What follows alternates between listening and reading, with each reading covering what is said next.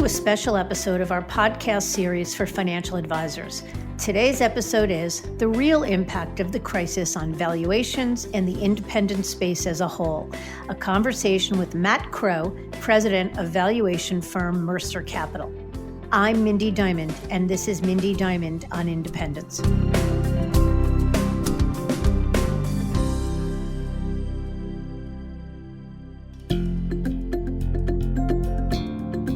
This podcast is available on our website, diamond-consultants.com, and on advisorhub.com, as well as Apple Podcasts and other major podcast platforms. If you're not already a subscriber and want to be notified of new show releases, please subscribe right on your favorite podcast platform or on the episode page on our website. And if you find the content in the series to be useful and know others who could benefit from it, please feel free to share it widely. We record this episode at a time where change has become the new norm. Each day, we wake to an update on the virus and the economy, two things that have become intrinsically linked together, creating an unprecedented level of disruption and unease that impacts us all. Yet we know this will pass, a sentiment that allows us to look forward and plan for life in a post-COVID-19 world. With that in mind, I'm grateful to have today's guest on the show. The truth is, he was originally scheduled for an episode to be aired later this year. But with all that's going on, I thought it made sense to tap into his expertise today. Matt Crow, president of Mercer Capital, is one of the leading authorities on firm valuations in the wealth management space. M&A in the RIA segment has been quite frothy for a long time. But the big question on everyone's mind, including prospective breakaways as well as independent business owners, is how will this crisis impact valuations and the marketplace overall? Matt shares his knowledge generously through his firm's weekly blog, RIA Valuation Insights, as well as in the media. Our goal in this episode is to get Matt's take on where we are now and what he anticipates for the future. But even more importantly, we'll talk about actionable steps you can be taking today to positively impact your business valuation going forward. So let's get to it.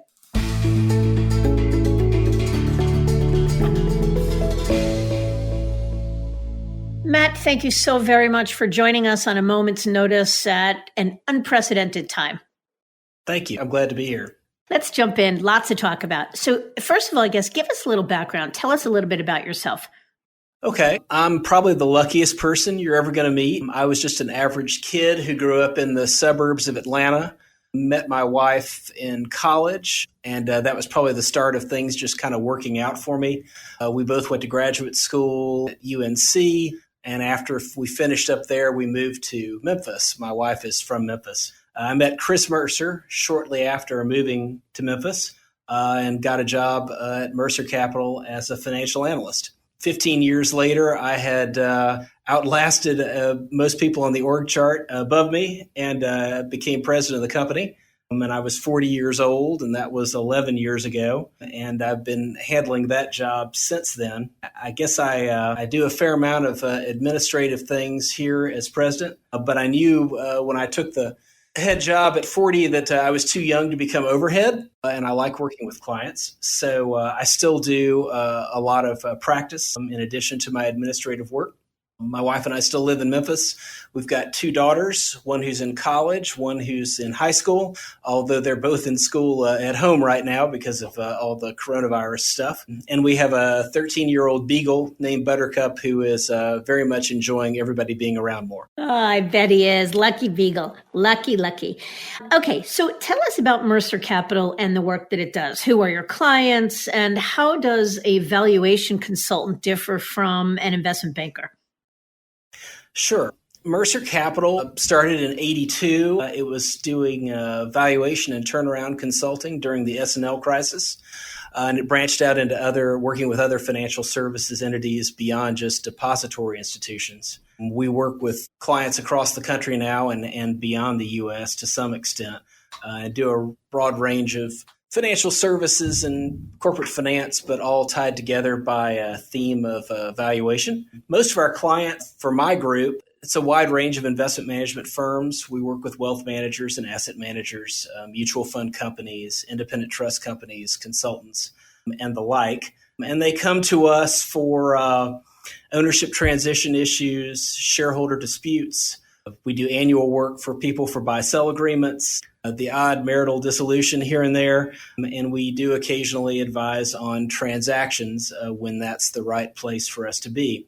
We are different than the boutique transaction advisory firms that serve the RIA space. There are some great ones out there, and they're good friends of ours. I usually like to explain that our Venn diagrams overlap a little bit. 80% of what we do is maybe 20% of what they do, and vice versa. They will get pulled in on valuation issues from time to time when it makes sense for them to be there. We'll get pulled in on transaction advisory issues from time to time when it makes sense for us to be there. But we're typically focused on valuing entities when in a theoretical context, when there is no active negotiation going on. The investment bankers who serve the space, on the other hand, don't usually look at the world from that perspective. They're more involved in people who are advising when there is real money at stake. Got it. Thank you for that. All right, let's shift gears and spend some time talking about what's most relevant to everyone right now. I guess first off, what impact do you think this crisis will have on M&A, on valuations, and the RIA industry as a whole? I don't think that the underlying causes of merger and acquisitions within the RIA industry are really disrupted by this. In some cases, especially on the seller side, it may bring more sellers to the table. I heard people prior to this crisis, a number that was frequently bandied about was that there were 50 buyers for every one seller in the industry. I have no idea who calculated that or how they came about it. But certainly as we stand here looking forward and trying to figure out how things are going to feel and operate in a month or so, you're probably going to see some buyers that are going to have to back away from the RIA M&A space because they're not sufficiently capitalized to continue their expansion plans. And on the other hand, on the seller side, I think people who were considering selling in the next few years may get there sooner rather than later, simply because they're going to be tired. This is a very trying time on people in our industry. It certainly is a time that cash looks more significant than stock. And so people will be more motivated to monetize their interest in RIAs coming out of this, at least for a while, than they might have been otherwise. Yeah, I think that that's valid. And I think we see it the same way, that the strong buyers, well capitalized, will be stronger and probably more aggressive, and we'll see some real buying opportunities. And I'm wondering about the standalone RIAs. I mean, you raise a good point. There's two things at play here. One is sort of the emotional aspect of feeling exhausted and living through stress, and those that might be closer to retirement might look to accelerate time horizon. But the second thing at play is just the economics, that a standalone independent that isn't as well scaled as it could be, that doesn't have the bandwidth and the margins are being compressed further. How will this crisis impact them? Well, to put it in the context that you mentioned, obviously firms that are feeling more vulnerable post-crisis are going to be more inclined to throw in the towel and join in with someone else. It certainly is a time in which everybody's reevaluating their model to figure out how sustainable it is in a variety of market circumstances.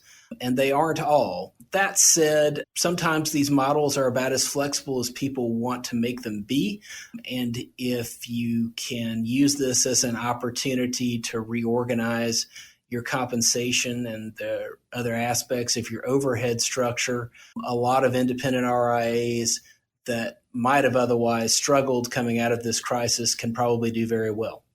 That actually brings me to my next question. So, who do you think the most active buyers have been, and who will be the most active buyers, the buyers that won't back away, that will be able to withstand this and thrive because of it? The active buyers that have real equity in their capital structures will be able to take advantage of this time. Those who've relied heavily on debt financing are going to be much more stretched. I think that one aspect of this that's going to unfold coming out of the crisis is the degree to which big banks funded sponsor acquisition activities on the basis of maybe not the most robust projections of entity economics. And as a consequence, a lot of those deals are not going to look very good in the rearview mirror. So getting acquisition capital through lending coming out of this, I think is going to be very difficult. But for those who have equity in hand, cash is king, and it's going to be an opportunity to capitalize on that. Got it. And what about valuations themselves? If you had a crystal ball, how do you expect valuations to be impacted? I mean, from where we sit, it was a frothy M&A market and valuations were high. And as you said, even if it was just anecdotally, there were 50 buyers for every one seller or something close to it. And as a result, valuations were high and robust. How do you expect those valuations to change as we move forward? Value is a construct of earnings and a multiple. I don't think, candidly, that the multiples are going to change a whole lot. I think the expected rates of return embedded in those capitalization rates usually are providing some kind of a premium return to ultimately to some kind of inflation expectation. Well, the risks associated with the industry may be perceived to be higher coming out of this than it was going into it.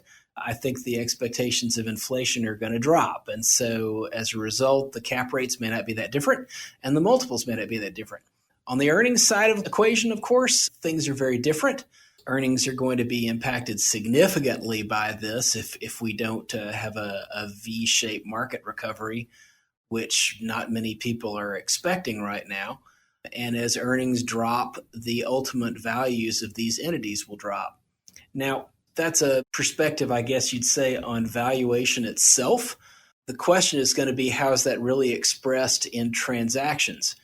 Potential outcome, Mindy, is that an entity that 2 months ago might have transacted for, let's say, $20 million, and 75% of that would have been paid up front and 25% of it would have been paid in some kind of performance-based earnout. For a while, probably the best way to keep those deals alive is going to keep the top line number the same, but to pay less of it as a down payment or a upfront payment and more of it in a performance-based perspective like an earnout. And as a consequence, if we see market recovery and performance recovery at the firms, then the ultimate transaction value of these RIAs coming out of this crisis isn't going to change very much. If, on the other hand, we're in for a more lengthy crawl out of this bear market, it's going to be expressed in less deal consideration after the dust settles. Right. So actually, that's incredibly helpful. So I guess one question is, what can a prospective seller do then to impact those multiples, to make sure that the multiple stays the same and that the structure of the deal is as favorable to the seller as possible? Coming out of this crisis, we're going to know a little bit more about who's built an all-weather organization and who hasn't. This has been a very tough market circumstance. We've had a low volatility environment for 11 years. And once the clouds break from the storm, we're going to see whose margin structure was more at risk and who was growing because of marketing as opposed to markets.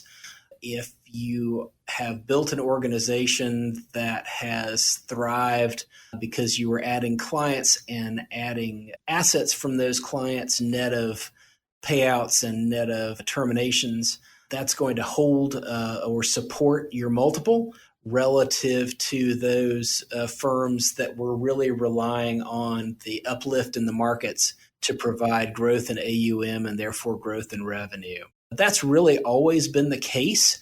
I just think that there's going to be more of a spotlight on that issue coming out of this crisis than there would have been otherwise.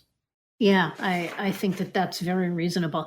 And Matt, can you comment for a minute just for perspective? So let's say you're talking about a seller with 500 million under management. That is a firm built, let's take the positive side, a firm built for success, a firm that was thriving, that was not reliant just on upticks in the market, but growing AUM and growing, and checks a lot of the boxes in terms of a firm that's built for, as you said, an all-weather firm. And I like that term. I know it's dependent on a million things, especially now, but what would a range be in terms of a multiple for, say, a $500 million seller? I think the range prior to and even coming out of this is going to be somewhere in that upper single digit multiple of distributable cash flow. And I don't think that's really going to change as a consequence of this. Again, the tricky aspect of relating that back to value is going to be what terms come along Yeah, the structure, with the of course. value. Yeah, and how that ultimately affects the consideration received by the seller and paid by the buyer.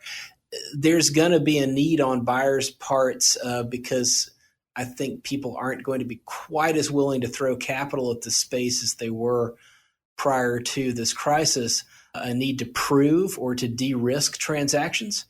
And from the seller's perspective, they really want to go through with the transaction. They're going to kind of have to go along with that perspective. Yeah. And again, for perspective, if we were talking about a $1 billion seller, how does that? So if the multiple for a $500 million firm, an all-weather firm, if you will, is in the high single digits, how does that multiple change at $1 billion? I don't think it changes at $1 billion. I think the multiple starts getting interesting when you're scaling well beyond that. It has a little bit to do, Mindy, just with the supply of firms there. Once you get to sort of the 5 billion-ish AUM and up firms, the air gets pretty thin, and the opportunities to acquire firms of that scale are much smaller for buyers. So they're willing to put in higher multiples, starting to get into kind of your low double-digit multiples, because they can accomplish as much with one transaction there as they could with several transactions of smaller firms, and that de-risks their acquisition model as well. Yeah. Okay, so let's go in the other direction. How about a $300 million firm? Yeah, so that's a lot tougher because there are lots of those out there, and those are truly owner-operator businesses where the transferability of the relationships in many cases is much more contingent on the behavior of the client relationship people post-transaction and their success in handing over their client to a buyer. So the multiple is going to drop in those cases, and it's probably going to be more in the 5 to 7 range times distributable cash flow. And even there, the amount of deal consideration that is contingent on the success of the transaction versus being a down payment goes up. Yeah, of course. Okay, makes sense. So we always talk about beginning with the end in mind. For someone who's either just launched a firm or about to, especially in light of this health and financial crisis, what are some of the most important things they should be thinking about building a firm the right way, and, to use your terms, building an all-weather firm? Their model needs to be flexible enough to operate in most market conditions. If you can create a firm, and it is kind of an interesting and golden opportunity to start from scratch, because you can build something that is more sustainable than if you're trying to change something that already exists. But I think everybody needs clients who are committed to the type of work that the firm wants to do. It's a good time to remember that portfolios for clients aren't just diversified for the risk management of the client, but it's also a risk management tool for the firm itself. The less volatile assets under management are, the less volatile the revenue stream and the margins are of the firm. Margin structures that are forgiving are very useful in circumstances like this, and that really means less compensation that's fixed in nature and more that is flexible with the profitability of the firm, kind of acts as a shock absorber to the sustainability of the organization when it hits big market bumps in the road like we're seeing right now. And then finally, there's usually not much emphasis on the balance sheet itself. In an investment management firm, the balance sheet is usually kind of an afterthought. But times like this are a good reminder that even for a professional practice type business like a wealth management firm, it's important that balance sheets be well capitalized. Debt is kind of an anathema in professional service environments. And you've got to have the working capital available to weather some bad quarters, because every few years or so, it was easy to forget in an 11-year-long bull market that bad quarters happen from time to time. But we now reminded that they do. And as a consequence of that, you've got to be able to keep your team together and your clients serviced in circumstances like the ones we're in.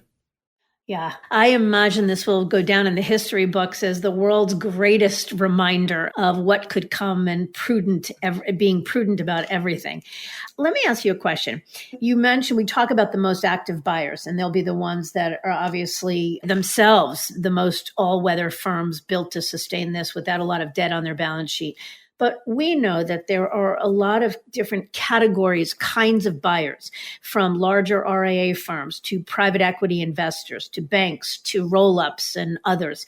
Just if you could give us a 2-minute overview on each of those different categories, sort of what they are, and how would you counsel a prospective seller on which of those options would be the best buyer for them? When we're at our best, I think our starting point is one to sort of help the seller think through whether or not their best option is to sell externally or internally.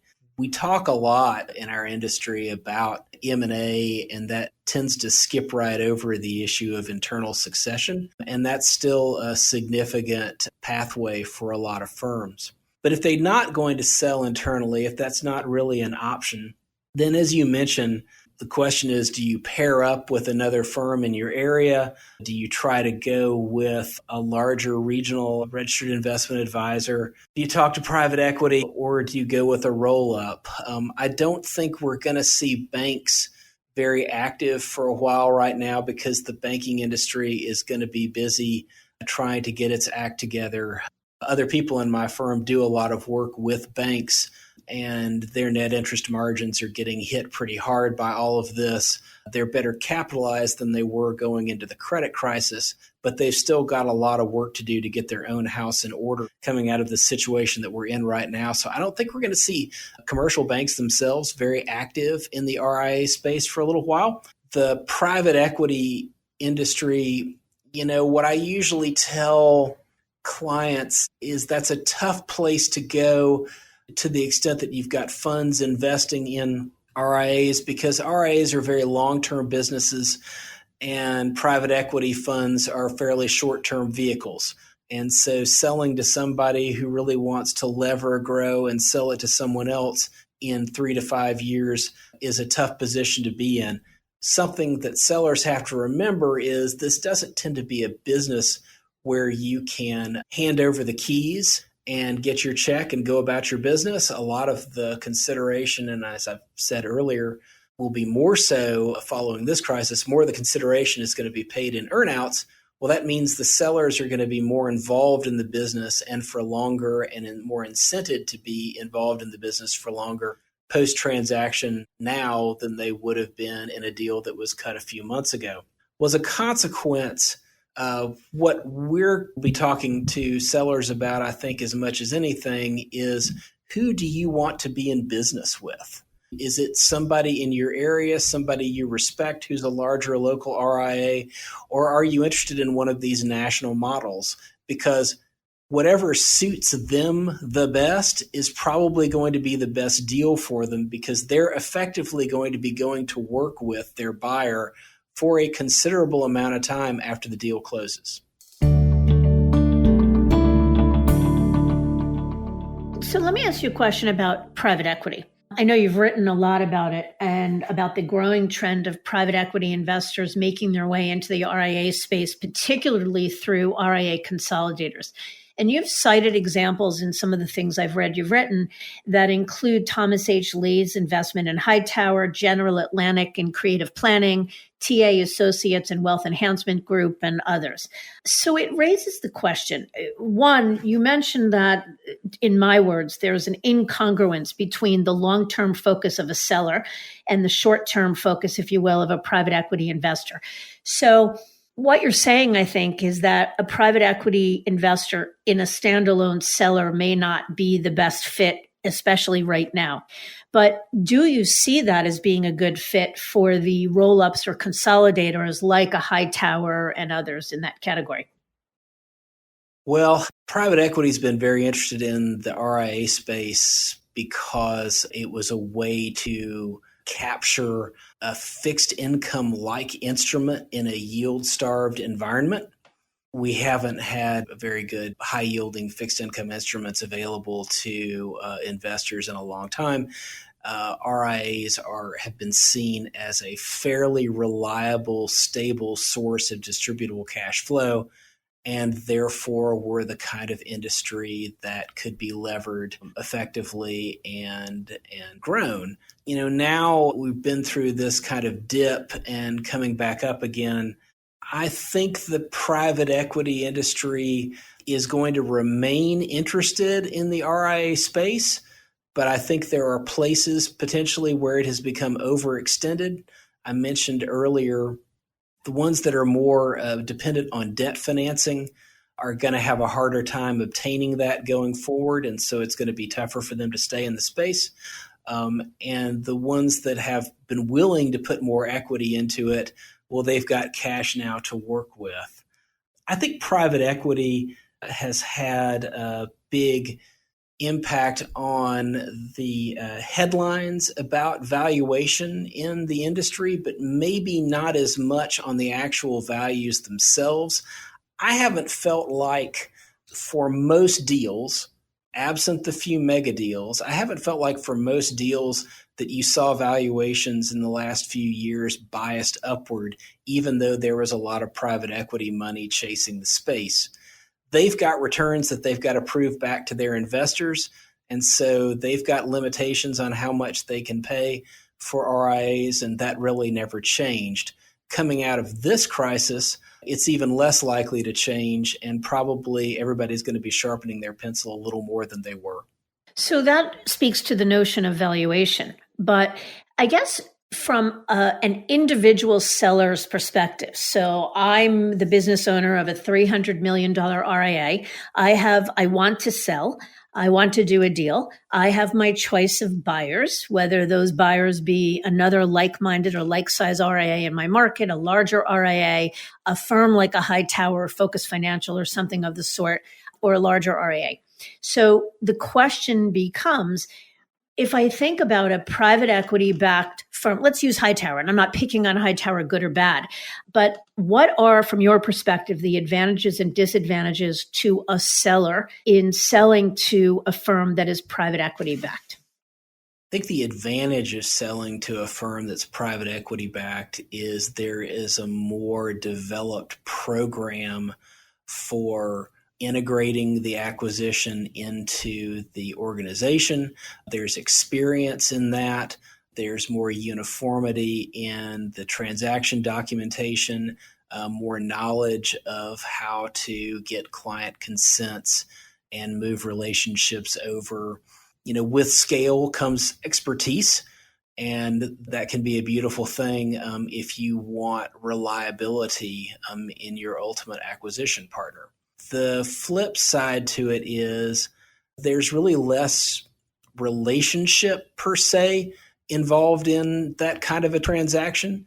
And so if you instead are more interested in what the post-transaction relationship or working environment is going to be like, and you know someone in the space in your area that you trust and respect, and you understand their culture, and you think it lines up very well with your own firms and the way it handles clients and et cetera, then that can be a much more comfortable kind of transaction for people to enter into. And in general, Mindy, I'll tell you that I find that sellers will default to a known quantity in choosing a buyer before they will default to the deal that looks best on paper. Yeah, well, and that certainly makes sense. So how about the granddaddy deal of it all of the year? What are your thoughts on the sale of Joe Duran's United Capital to Goldman Sachs? Was it good for Joe Duran, good for the advisors under the United Capital umbrella, and good for the industry? I certainly think it was good for Joe Duran, or he wouldn't have done it because he didn't have to. I've not heard anything negative about the advisors that were under it. And for the industry, I thought it was fascinating because I thought the deal was very creative. Nobody would have expected Goldman Sachs Asset Management to want to reach out to the mass affluent market like they did. It really shows that Solomon is doing some things at Goldman that his predecessors were not as interested in doing. I think long term, it doesn't necessarily mean that it's a deal that other people are going to try to replicate. It probably was a unique fit for Goldman Sachs to do something like that. And Duran, unlike a lot of these firms, and Hightower and Focus would be examples of those that kept their affiliate organizations' personalities and identities intact, Duran really was focused on building a national branded RIA. Well, that's a much easier type of organization to fold into Goldman than one of these other roll-ups that are really aggregations of independent firms would have been. So I gave Duran props for carving a path that nobody else really was going down and showing that that was available. But I think it may be look back, it may have been kind of a one-off. I don't know that we're really going to see other deals that look like the United Capital sale to Goldman Sachs. But that raises the question. So there may not be deals quite as mega as Goldman buying United Capital. But do you think that there's a possibility that, let's say, regional firms or boutique firms, so those that are not RIAs, not structured as RIAs now, but brokerage firms that have, not necessarily Morgan Stanley or UBS, but smaller regional sized brokerage firms that could have interest in acquiring RIAs or independent firms? It's possible. The advantage that Goldman had, obviously, is they've got a huge brand. So you didn't have to worry a whole lot about overlaying their brand on United Capital over time and running off clients. In the case of a regional BD, broker-dealer, you might not have that same presence that would translate or transfer value to a larger regional RIA and therefore be as successful in a transaction. I think that in most cases, the RIA model is stronger than the broker-dealer model. And as a consequence, a lot of people who are running RIAs are going to see themselves as having a better economic returns from hanging on to their businesses than they would to surrender them to a regional investment bank. Yeah, and I would go one step further. So that's from the valuation perspective, and I think you're probably right. But over the years, we've had many firms, large and small brokerage firms, come to us looking to get in. They see what's going on in the RIA space and the frothy M&A market and want in on it. So we've had many brokerage firms over the years come to us asking us if we can help them to identify RIA sellers. And while on paper, the notion, especially of an exhausted, sort of overworked, one-arm paper hanger RIA, the notion of now being able to have a firm, and in large part, regional firms have great names within their local market. So the notion of being able to offload the minutia of running the business and capitalize or leverage a name that will have more meaning and more cachet than their own can be appealing.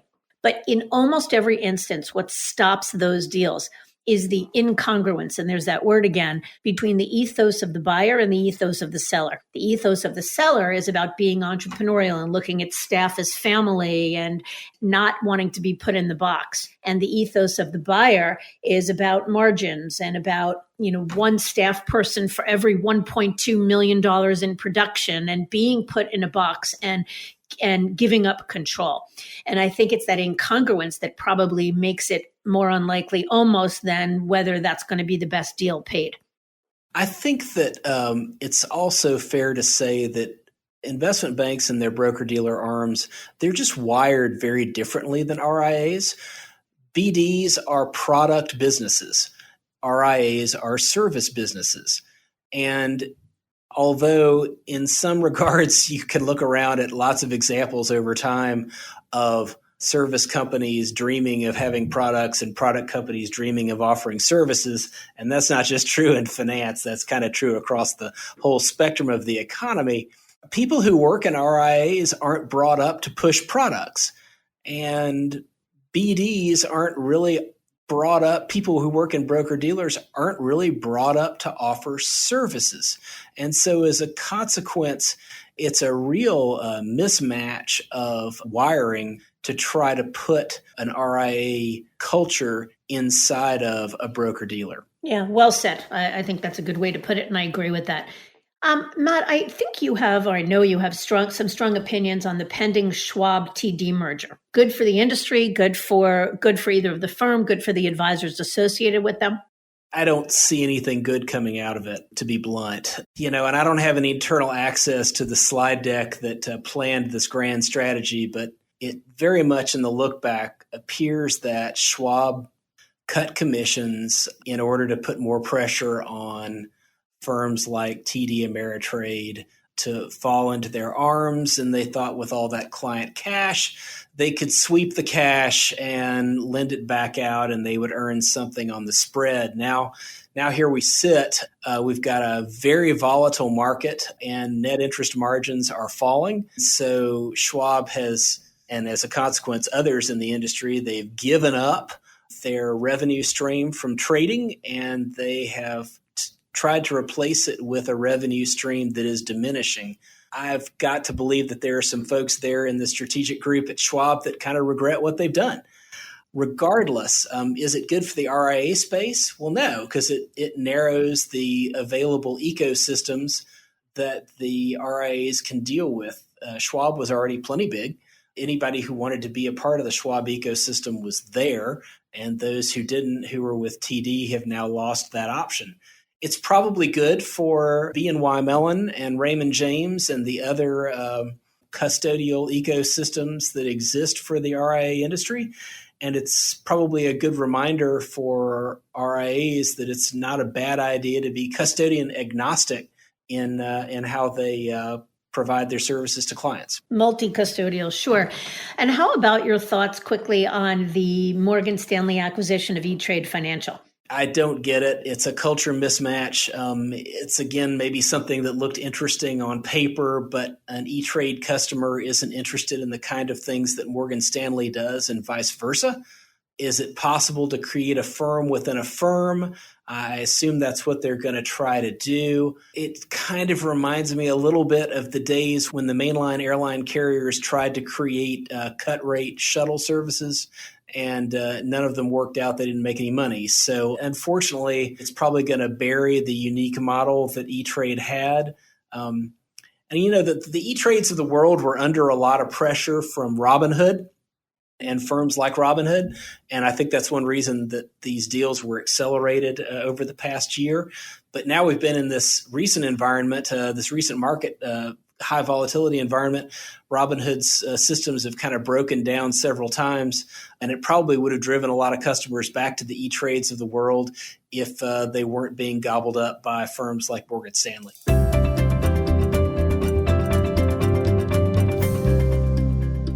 Matt, one final question, and this has been extraordinarily helpful and productive. So when this crisis passes, and we're all praying sooner rather than later, I'm wondering what you see as the trends in M&A over the next 5 years. And I guess as part of that, I'm wondering, You mentioned that while you don't expect valuations overall to go down, you do expect that the buyers will be willing to put less at risk or less cash in a deal up front or in a down payment. And so the structures may not be as favorable.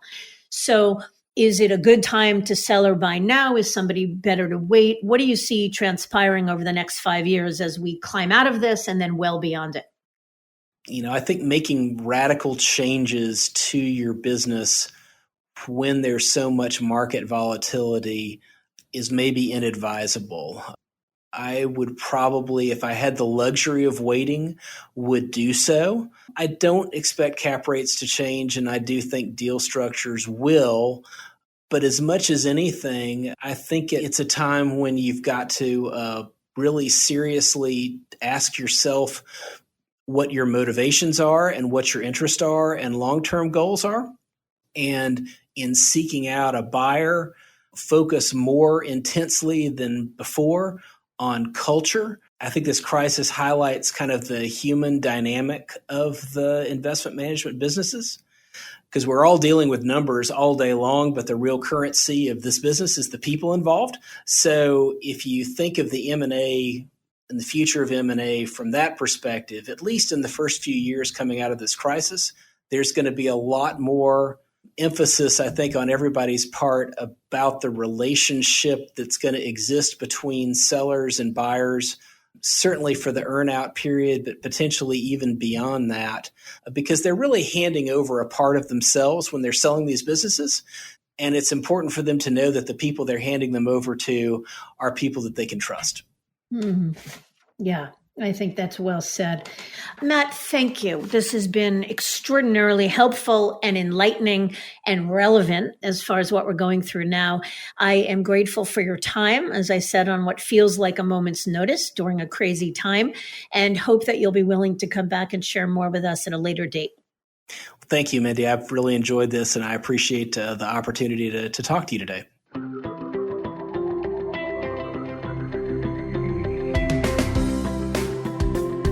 While Matt shared his unique lens on valuations and what lies ahead for the independent space, his perspective on the businesses that will thrive, that is, those built as all-weather firms, leaves us with an optimistic view on the post-crisis world going forward.